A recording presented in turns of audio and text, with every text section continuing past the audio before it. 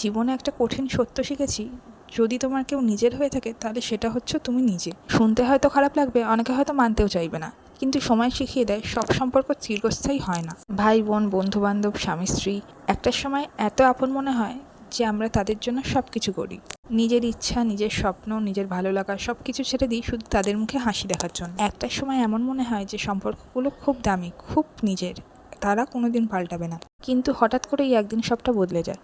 ছোট ছোট কারণে ভুল বোঝাবুঝি, দূরত্ব তৈরি হয়, আর ঠিক তখনই বোঝা যায় যে সম্পর্কগুলো কতটা ভঙ্গুর। যতদিন তুমি তাদের জন্য করতে পারবে ততদিন তুমি তাদের খুব আপন, কিন্তু যেই মুহূর্তে থেমে যাবে সেই মুহূর্তে তোমার সব ত্যাগ, সব ভালোবাসা, সব কিছু তারা ভুলে যাবে। এক মুহূর্তেই তুমি অপর হয়ে যাবে। আর যখন তুমি তোমার ত্যাগের কথা তাদেরকে মনে করাতে চাইবে, তখন তারা বলবে, তোমায় কি করতে বলেছিলাম এত কিছু? তখনই মনে হবে এই পৃথিবীতে সত্যি কি কেউ কারোর, নাকি সবই স্বার্থের সম্পর্ক।